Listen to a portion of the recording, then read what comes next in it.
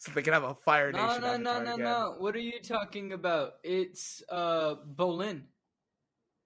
Oh, cool. I like that idea. Bolin's the next earthbending avatar? Dope. Yeah. I'm down. So, Dude, he would be a fantastic, hilarious avatar with a little red Bolin's panda one of my sidekick. favorite characters from Korra, and they did him dirty. They did him really dirty.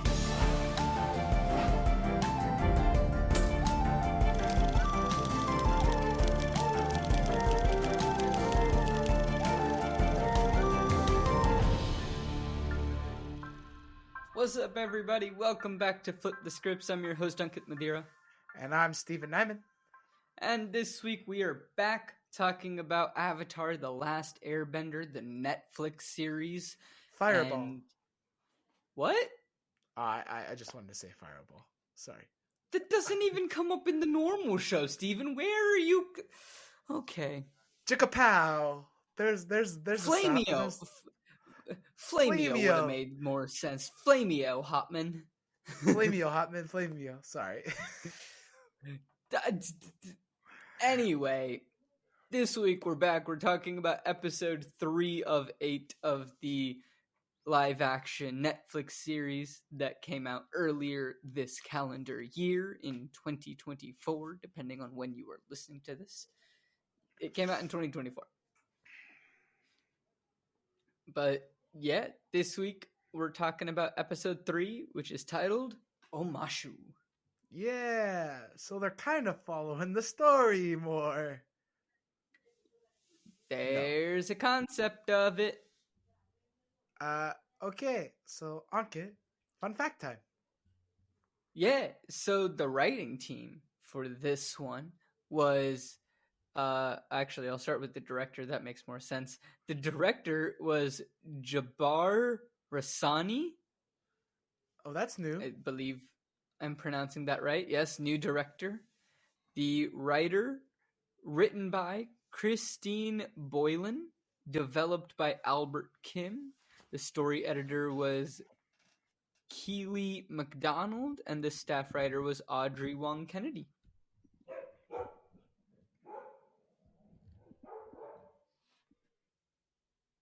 Cool. Now that my dogs are stopped barking.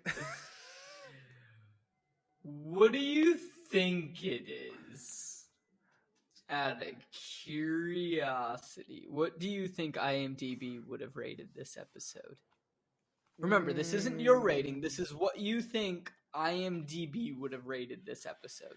I think they've been really kind to this series so far with ratings. So I want to say they gave this episode a 6. A 7. No. 7.5.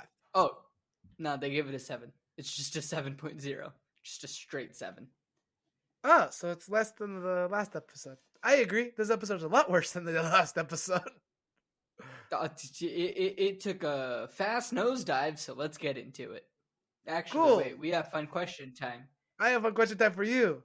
What is your favorite episode in season 1 of Avatar: The Last Airbender? The Great Divide. No way! You like The Great Divide? I'm joking. People hate that episode. I don't mind the episode, but it's not my favorite. People literally, I think it's the most hated episode of season 1. Oh, it is. It is. Hold on. Let me pull up a list real quick of all the episodes so that I don't forget one that I do really like. Okay, I have mine. Cool. You tell me yours first. Mine is The Blue Spirit. Oh, that is a very good episode. Because I like this idea of Zuko saving Aang, and it's kind of like a flip on the script of a villain saving a hero, but also the fact that Zuko and Aang start to really connect each other and see each other as humans in this episode. Sure. Now I know that the live actions and that Shyamalan movie that doesn't exist actually did a bit of the Blue Spirit episode in the live action. I'm hoping that they do the Blue Spirit in the Netflix show, but the way things are going, I don't think it's going to happen. It doesn't look promising. Yeah. Because to me, the Blue Spirit is one of the best episodes. I think where we're at now, but after episode 5, I know we're not at episode 5 yet, but I think after episode 6, which is the next episode, we're going to spend the last 2 episodes of the season in the North Pole. So we're going to ignore the rest of season 1 completely. Yeah. So mine is actually the episode right before that, which is The Storm. Ooh, that's a good one as well, because it has like which is the episode. Yeah, we learn a lot of the backstory. We learn about, Aang, why he ran away from the Air Temple, what led to everything. We learn what's happened to Zuko. How did he end up getting banished? How did he get his scar? All of those things. But then it also has a really nice conclusion to that episode because, we see both of these characters, whatever flaw they had at the beginning of the episode is shown like, all right, that's not all they are. Like they can break away from that as well. They can write their new stories. And to me, that's what we haven't really got the chance to do in this show. They're going so fast. I mean, they have 8 episodes, but it still feels like they're running at 1,000,000 miles per hour because they're adding all this new stuff, and they're not really telling. They're not leaving themselves room to tell the actual story. So we don't even really know who Aang is in the TV show. No, and also in the TV show, he's out for like vengeance. I mean, not the TV show. I meant the Netflix, but yes, right, in the Netflix series, he's out for vengeance. Which is kind not of in the Netflix series. Not in the TV show, he's literally just like, let's go have fun. I think what I'm also missing is the fact that these guys, like the character growth was so prominent in the TV show, in the original Avatar. And you felt it because you grew up with these, you grew with them per episode. And it's one thing that I think right now, even though they have 8 episodes, the Netflix series is not doing. We're not actually seeing this character growth of these characters. They feel where these characters are in the Netflix show right now, as of episode 3, the episode we're about to talk about, they feel exactly the same. Like nothing has changed between the 3 episodes. Yeah, they're just the same characters the entire time. And that's not true in the cartoon. By episode 3, Aang is basically new as well. So we start the episode. Let's go on the adaptations, shall we? Because I've already explained what the Avatar is about in the first episode, so we can just go right into the adaptation. So we start the episode in the Fire Nation, and it's a bunch of rebels, and they're like, "Let's kill Ozai," and I'm like, "Well, that's new." Yeah. Number one, the Fire Nation has spent 100 years on this disinformation campaign, convincing every one of its citizens that the war is justified. Yeah. Number 2, the fact that the avatars return, which is something that gets revealed later by like one of the guys says it, is no one knows in the Fire Nation until way later. No, they know. Not the citizens, though. The citizens don't. That's what I mean. It just feels like the rebel thing. It doesn't make a lot of sense. So, and then a girl who lost her mother and brother joins them. And she's like, I lost it from the siege of Ba Sing Se. And in my notes I wrote, oh, that's Azula, isn't it? Oh, I literally saw that and I was like, really? Now? Already? Damn. So... They get tricked and the Fire Lord's waiting for them. And oh wait, I was right. It was Azula. Because dumb. Because like you were trying to be smart and like hide it. She's not supposed to be around until season 2. So Ozai burns the rebel. Oh yeah. And I was like, where's her top notch? Because Azula, the thing about the Fire Nation, for those who don't understand, is the Fire Nation is based on Japanese culture, and the Fire Kingdom is like Tokyo, or what was the Japan's capital used to be Hiroshima, right? Or Nagasaki, one or the other. I thought it used to be Tokyo. Thought it was Tokyo always Tokyo. Now. I think Hiroshima was the original capital. I will do some research. Keep talking. Okay, so whatever the original capital was, it was like the ancient city, right? And you couldn't go there unless you were like, you had the respect. So all of them would wear top notches, and it was like you had your respect and honor. So everyone in the Fire Nation should have a top notch because it's like you live in the city. So even the rebels should have one. So it didn't make any sense for all of them having no top notches. Right. So a quick Google search tells me that the current capital of Japan is Tokyo. In Japanese history, the national capital has always had many locations other than Tokyo, and historically it's just the home of the emperor was considered the capital.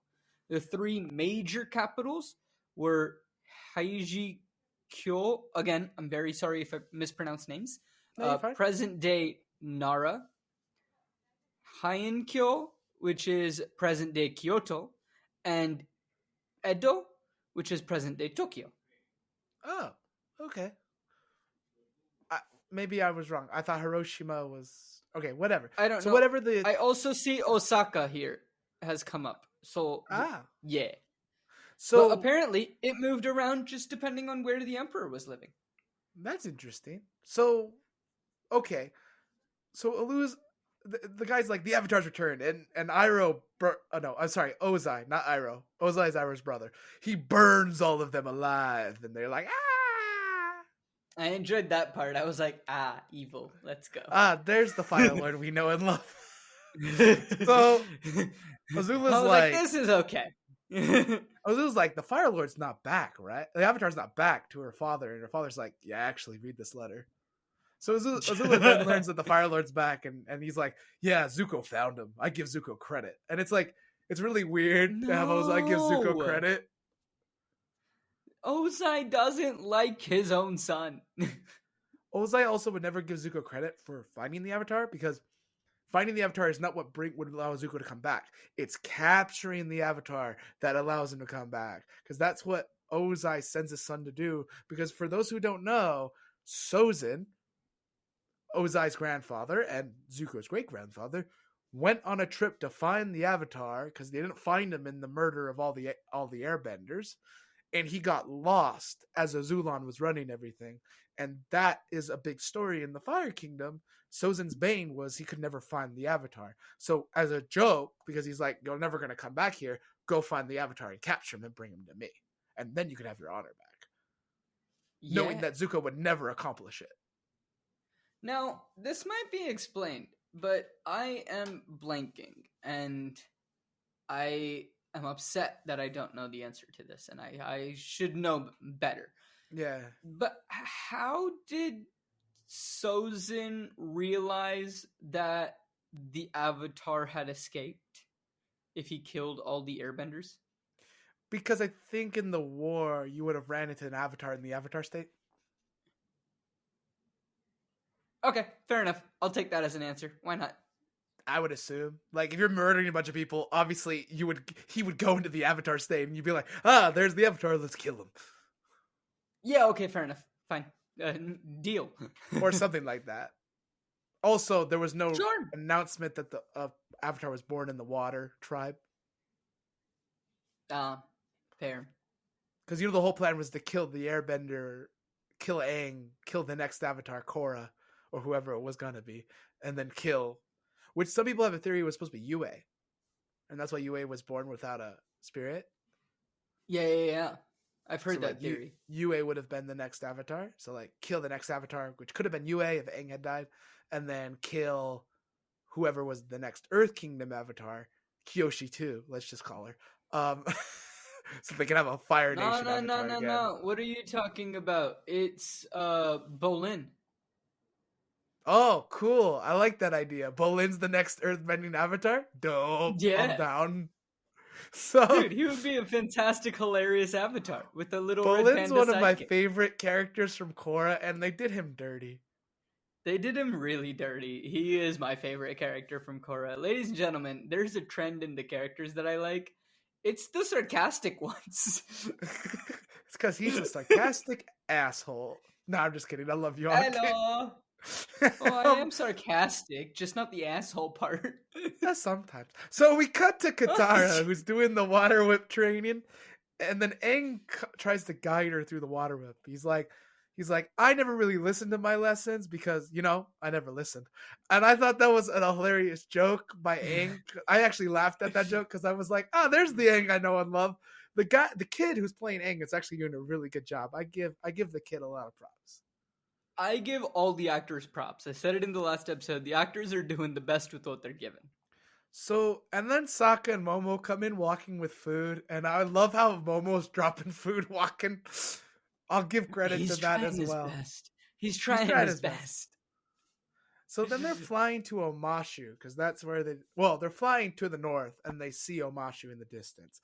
But before that, Katara tells Sokka, "Oh, I liked her too," referencing Suki. Katara and Suki had like one scene together in the last episode, so how does she like Suki? No. It was that immediate attraction. Yep. So they see another airbender over Omashu, and I'm already like, wait, what? Are they combining episodes here? What's going on? Hey, spoiler alert, they're combining episodes here. They're combining a lot of episodes here. So for context, ladies and gentlemen, Omashu, and as we get through which episodes these are, we'll explain it. The King of Omashu is episode 5 of season 1. So that's the first one that we are starting with, kind of combining. Isn't episode 4? No, that's Kyoshi. No, I'm wrong. Episode 4 is Kyoshi. Yeah, because episode 3 is the Southern Air Temple, episode 4 is Kyoshi, episode 5 is Omashu. Yeah. Yeah, so it combines like episode 6 as well, which is the Freedom Fighters, and then also episode... No, that's episode 10. Is that episode 10? That's episode 10. Sorry. Episode 10, the Freedom Fighters, and also I think is it episode 15 that's the Southern Air Temple? Or is it like 16? Northern Air Temple, I mean? 17. 17. Thank you. I knew it was close to the end of the season. Yeah, also, ladies and gentlemen, they're including like these later things, and a very, very important thing called the solstice hasn't happened yet, so like everything's just whack timeline wise. Yeah. So Aang's like, let's go to Omashu. And then we cut back to Zhao, and Zhao's trying to help Zuko find the Avatar. And Zhao leaves, and a guy comes in to gossip with Zuko about Zhao, being like, all his people hate him, and he failed the captain's exam like 2 times or something like that. And Zuko gets mad at the guy for gossiping, and I'm like, Zuko, chill. Of course your lieutenant hates you. Like, I like the fact... This is where the Storm is such a good episode, the one you really, really like, where like Zuko saves his lieutenant and proves that he cares for his people. But this Zuko, I don't understand. I don't get it either. Like, I don't know. It's not going well. Let's put it that way. Also, these two working together, dumb. Yeah. So then we cut back to Aang and Katara and Sokka, and Aang's explaining Omashu. And he's like, oh, they have this mail thing, and he's like, there's all this cool stuff. And apparently people are being stopped from getting in. This is true in the show, by the way. And there was a guy, a cabbage merchant, who was stopped, and his cabbages got launched, and he goes, my cabbages! Which is a really funny moment, and it's repeated a lot in the show.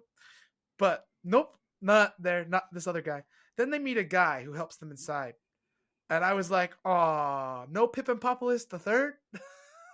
Yeah, I was sad about that. I was like, dang it, we don't get to see Aang's alter ego. So Aang in the show, Aang in the TV show, the cartoon, Aang disguises himself with Appa's like fur and as an old man with a walking stick, and he gets in with Momo. And they're like, we're his grandsons of Pippin Populus the Third. So Pippin Populopodus Third. We don't know who this guy is who has the cart. I had 2 ideas of who he was. I thought it was either Haru or Jett, because they're messing up the whole timeline here. So I was like, it's either Haru or Jett at this point. Spoiler alert, it's Jett. It's Jett. So I found out later. I just was like, he probably is one of the characters I know and love. So yeah, no, I looked at this and I was like, okay, who is he meant to be? So the Jett makes a funny joke and calls Sokka a mute, which prevents him from talking. And they're like, okay, so all 3 of you are good. But they don't explain Aang, who's literally in the back of the cabin, of who he is. that you can see. Literally, I like the guy should have been like, "Who's the fourth guy?" I don't understand. The guards are bad at their job. So they run into the world of the Omashu. They say goodbye to Jett. Jett goes off, and they run into the cabbage guy, who doesn't say it. I was so happy to have the cabbage guy there, but he doesn't say it. Do you want to know a fun fact? What? Is it I'm the same pretty cabbage sure guy? the guy who plays the cabbage guy is the same voice actor that originally played the cabbage guy. That's amazing. Good job. So then they run into Teo, and I'm like, what's Teo doing here? He's supposed to be in the Northern Air Temple. Nah, Teo's in Omashu. Yeah, and we meet Sai, his father, the inventor, who is no longer the inventor. He's the mechanist for Omashu. He works for the king, who is Boomy, by the way. We know this because we know this. And then the Fire Nation blew up a building. And I was like, did Sai do it? Because, Sai's blown up stuff before. On accident. Right. I was like, are we sure it was the Fire Nation, or was it just Sai that was making something and it whoopsies? Turns out it was blamed on the Fire Nation. So they are I don't understand why they combined these 3 episodes. Well, because Jett thing later, but they combined 2 episodes together so far. So they go into his invention area, and Sakura's checking out all the inventions. He's like loving it, and he finds the toenail cleaner, and he's like, "It can get bloody," and I'm like, "Oh God." I don't need to think about that. No. So they were supposed to ride the mail system. Like Aang wants to ride the mail system, which is what gets them in trouble. That's the whole reason they came to Omashu. But they don't. So whatever. Aang tells Teo, because he finds out he's not an airbender, so he's like, okay, well, let's go to the North Pole now. And then Aang changes his mind. He's like, tells Teo, I want to help and prevent bombings that are happening, because he sees all the mess that the bombing the Fire Nation is doing in the land. Then we cut back to Azula. So more Azula, who's not supposed to be, here in season 1. She fires an arrow at Zuko's letter because she is pissed. Ty Lee and Mai are there as well. I said, what? Just to understand. Her name's May. Sorry, May. My apologies. I wrote it as Mai. It's gonna be May. It's gonna be May. So Ty Lee and May are there, and I'm like, what the heck are they doing there? Because I don't know. She collects them in season 2. Yeah. So Azula wants to play more games, she says, because she's jealous of Zuko, because Zuko's finally getting approval of her father. She's never been jealous of Zuko. So, yeah, this is a very weird Azula. I don't get it. So, Teo and Aang, they're like, we're going to go to the top of the mountains to see if we can find out where these Fire Nation people are hitting. Then Zuko and Iroh decide to go to Omashu. But they're told, because the spies have told them they're in Omashu. Zhao's like, oh, I'll send my people to go there. And Zuko and Iroh decide to go together. Well, Zuko decides and Iroh goes with them. Yeah. Iroh's like, I think I should come. Zuko and Iroh have never stepped foot in Omashu. I don't understand the need to push Zuko into the Omashu stuff so hard. I don't know. He's got to be there, apparently.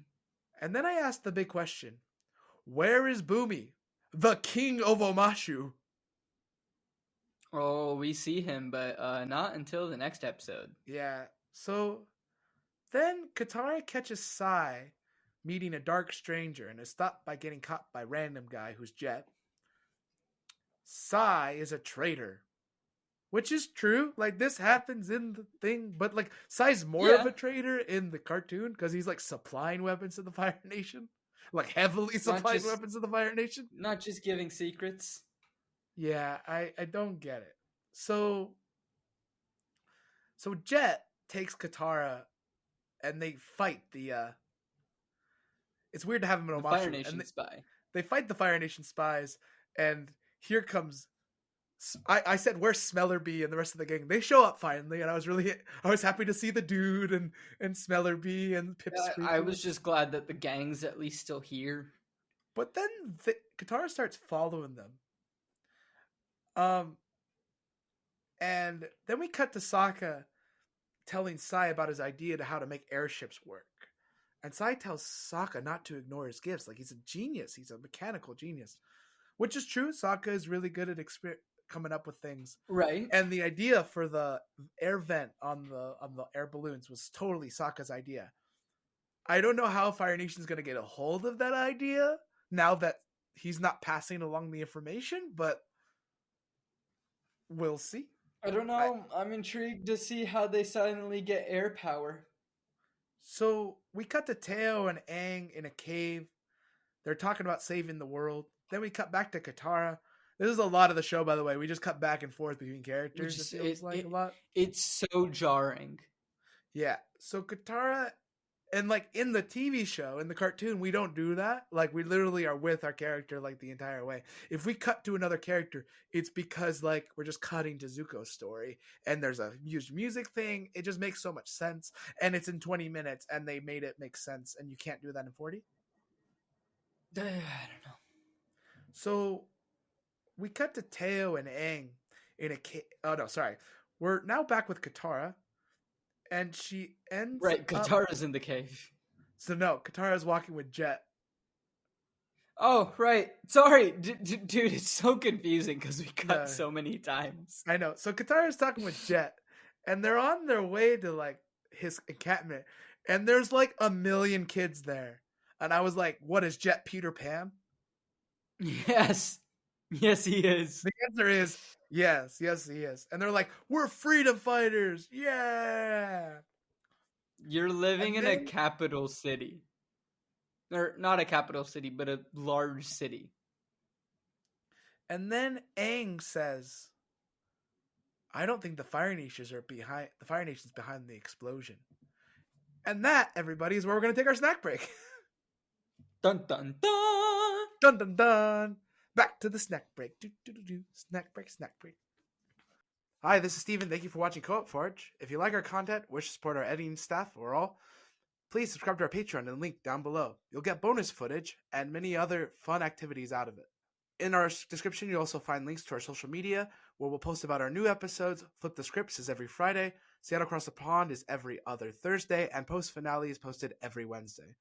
Thank you for watching. Now back to the main episode. And we're back, everyone. We're back with Katara and Jett. And they both start talking about how they lost their family. Getting hot and heavy. No, not actually. They're not. No. Jett's just talking about how he lost his mom and dad, which, to be fair, is not really talked about in the cartoon. I kind of like the backstory they're giving Jett here. I know Jett lost family members of the Fire Nation, but it's not really like gone into that much detail. So it's just explained that he lost his parents in a Fire Nation attack. Yeah.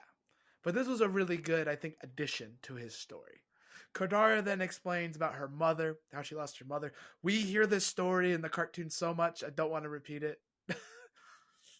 Yeah. Also, you'll hear this story every episode for the next 3 episodes, so you're fine. It's because, it's the only hardship that she's ever had, because waterbending is so natural to her that she can do everything a master can without having learned from a master.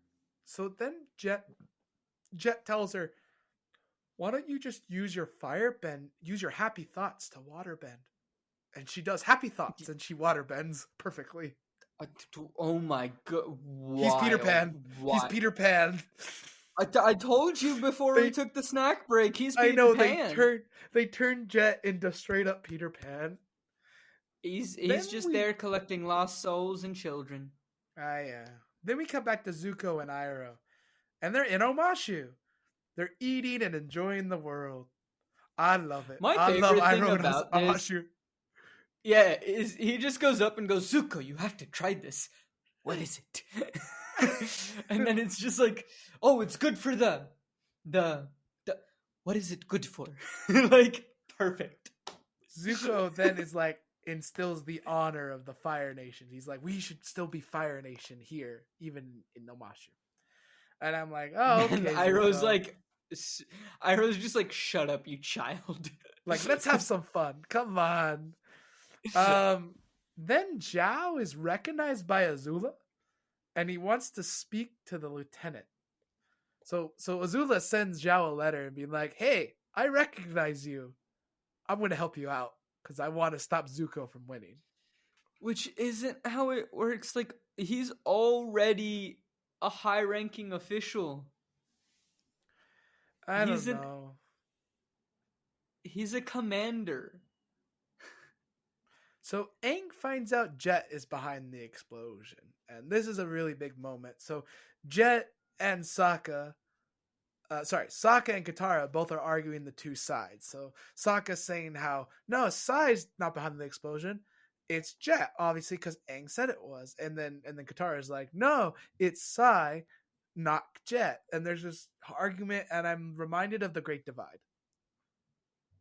which is one of the worst episodes in season 1. It has a beautiful ending. What are you talking about? It just... And then Sokka tells Katara to grow up, which I'm like, all right. Sokka would never say that to his sister. Like, there's such an argument going on with these two characters that I'm like, they don't fight like this in the show. Like, they fight. Like, don't get me wrong. They argue. But their relationship is a lot, I don't know. It just feels really like they're trying to add so much to it. The one thing I will say, though, well done to the actors. You understood sibling energy. That's true. So then Katara goes out to find Jett because she's like upset that they accused Jett of doing the bombing. And then Zuko almost catches Katara in this like really weird moment. Yeah. But it doesn't matter because he catches Aang in like 2 seconds anyway. Woo! And then she catches up with Jett. And Jett's like, I'm going to go kill the Mechanist because he's a villain. And the king and the generals. I want to kill all of them by an explosion. And Katara was like, oh no, I'm wrong. Yeah, no, this made zero sense to me. So in the show, just to get into context, Jett does, like, there is an argument about Jett, and Katara and Sokka do fight about it, mind you. But like, it's kind of about like Jett wants to destroy a whole Fire Nation village with a dam. And Sokka's like, no, those are innocent it's an lives. Earth Nation. It's an Earth Nation village with that Fire Nation has occupied. No, yeah, exactly. But what Sokka says is those are innocent people. They're not in the war. We shouldn't kill innocent people. And it's a really powerful moment of like what war does to people. And it shows a very dark but kind of intriguing sideline into the life of these Earth Kingdom orphans, as it were. Right. This is not a way to do it. No. They wouldn't want to kill Boomy and the generals. Yeah, why would you kill the Earth Kingdom generals who are actively fighting against the Fire Nation? So Katara runs in and she's like, I'm wrong. Don't tell me I'm wrong, but let's go save everyone. And I'm like... I did giggle at that moment because if you looked at the shot, you could see the actor who played Sokka like start to say something, and she's like, "Don't gloat about it." And it's just like, we don't have time for this. Let's just go. That's actual Sokka. It's a Katara's relationship, though. It's just like I was wrong. I did. Don't gloat. Like we don't have time. We gotta go. As they go to save Sai, Zuko stops them, and Aang and Zuko stay behind to fight. And Aang and Sokka and Katara go to save Sai and the rest of them. So they take the mail cart up to the palace, which I'm like, cool, we finally get to take the mail cart. Except the mail carts go down. With gravity, not up. I mean, they get earthbended up, but the earthbenders would have seen it? Yeah. No, it doesn't make sense. It's not that hard to walk up to the castle in the original show. Yeah, they're like, it's at the tallest point of the city, so we have to ride the mail carts. And it's like, okay. So Aang and Zuko have a fist fight in Omashu. I said, ooh, this is great. And then Aang says, "Why have you been chasing me for 3 years?" And he's like, "How do you know that? You stole my book." And he goes to Firebend. He goes to Firebend. It's like he doesn't need the book. I don't understand this book thing. And it's like, no, he just wants honor. Like Zuko would have responded to Aang, like, "I need to catch you because I need to fulfill my honor." Like, there's just so That's much. it. There's just That's so all much. you need. You just took away, again, like we've been saying. Yeah. You took away what makes the characters tick.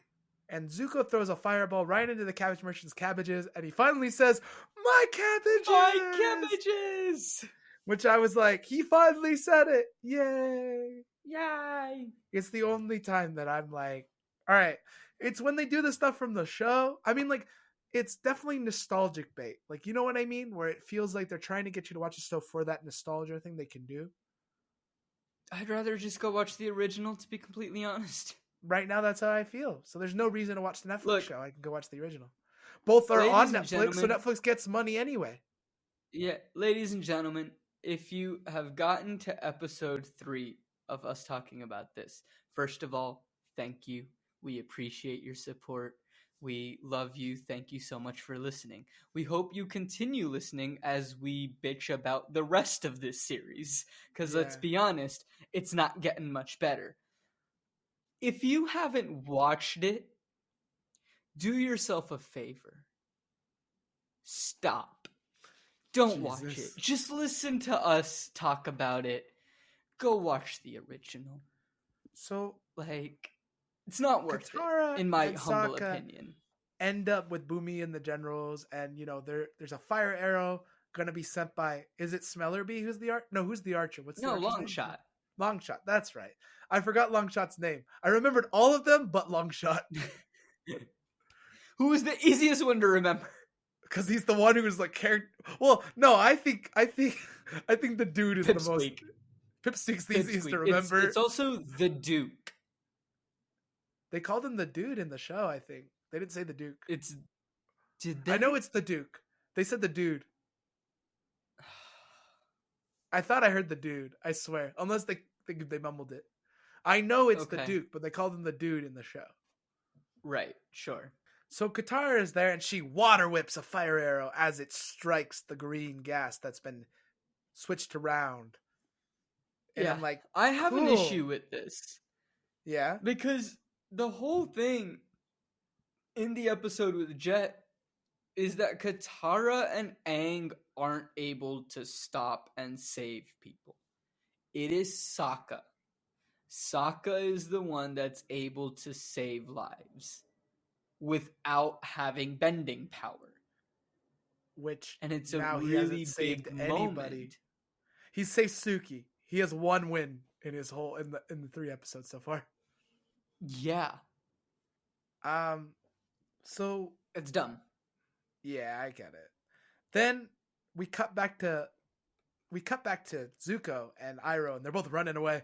And Iroh's like, "Run! I'll save you!" And Iroh launches a big fireball, like the Dragon of the West, to let Zuko escape. So Zuko escapes, and Iroh, I didn't know if he got arrested or not. It is proven in the next episode he does get arrested, but Iroh might get arrested, and Aang gets arrested for fighting in the street. Now, yes, Aang should have gotten arrested for fighting in the street, but it is just kind of funny. And that is how the episode ends. Aang getting arrested is valid. So they combined 3 episodes, and I would say poorly, because they missed the point of all... they combined 2 episodes and put us in the location of Omashu. And they missed the point of all of it. They didn't even... It's not even 3 episodes. They combined 2 episodes and put us in Omashu. Like, you could have crossed out Omashu, put us anywhere else in the Earth Kingdom, and it would have been fine. I think, honestly, it would have been stronger if you just put us, like, in some random forest. But that is the end of episode 3, everyone. Now we're going to rate it on a scale of 1 to 10, like we always do. And oh boy. As an episode, not an adaptation. As an episode, 5.5. Maybe a 6. I'd give it a 6. Like, it was there. It tried. To me, it was just a lot less interesting. Like, it felt slow and fast at the same time. it felt really slow. It felt so slow that at one point I paused it, was like, how much longer do I have in this episode? And it was like 20 minutes. And then I hit play. That happened to me with this episode as well. And then I paused it again, and I was like, all right, I have to have only like 10 minutes left, right? Like I paused it to like go like grab some water or something. And then I came back and like I looked at the screen real quick, and I had like 16 minutes, and I was like, there is no way that 4 minutes have passed. So just for you guys to understand, how do you take an hour episode and make it feel like 7 hours? This example A. Okay, as an adaptation, I'll give it a 3 because I have no idea where they're going. I'm happy to give it a 3 because these aren't the characters. These aren't the characters. Like Teo and Sai.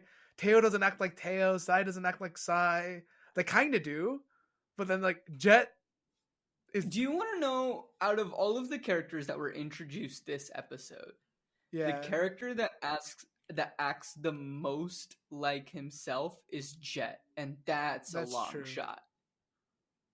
Yeah. All right, well, that is the end of episode 3, everyone. As you can tell, Ankit and I are really enjoying this whole thing. Ladies and gentlemen, people have said multiple times, wow, your jobs must be really fun. You get to watch TV shows and read books. It's not always fun, ladies and gentlemen, but we do it for you. We really hope you're enjoying these. We are... So I wanted to watch the series. I wanted to watch the series anyway because I was like really interested in it. But now, by the way, this is only a 40-minute episode. How'd that happen? Ladies and gentlemen, what we will be doing, because some of these are shorter episodes, as you can tell, we just have less to talk about because, you know, the content's less. It's a 40-minute episode of TV. We don't have an hour and a half to talk, but we'll figure out some fun things to do, like ranking characters and stuff like that, and we'll toss all of that up on the Patreon. So if you want to get more content on Avatar: The Last Airbender that, you know, isn't us complaining, be sure to go check that out, and you can sign up on the Patreon and get access to all of that stuff. Yeah, and just so you know, next week we'll be hopping into the Secret Tunnel. Oh yeah, we do go to the Secret Tunnel. Way too early. It's supposed to be in season 2. All right, bye y'all. It's been great. See y'all next week. Hello, and thank you so much for listening to this episode of Flip the Scripts. Flip the Scripts is created, hosted, and produced by Ankit Madhira and Stephen Nieman. Our editor is Sebastien Hollich. The art is by Kshitija Madhira, and the music is by Sebastien Hollich. If you like the video, you can click to listen to the next part, or if it's not out yet, you can find one of our previous episodes. Or if you want to check out some of our other content, here's a fun video from another one of our shows. Don't forget to subscribe, hit that like button, comment, and hit that bell icon to get notified of all of our content when it releases. Subscribe to our Patreon if you want bonus content. Links to all of our social media and Patreon are in the episode description down below. Thank you for supporting our content. Come back next week for more shenanigans from Co-op Forge. New episodes for Flip the Scripts release every Friday, Seattle Across the Pond every other Thursday, and post finale every Wednesday. Thank you so much for listening, and we'll see you soon. Bye now.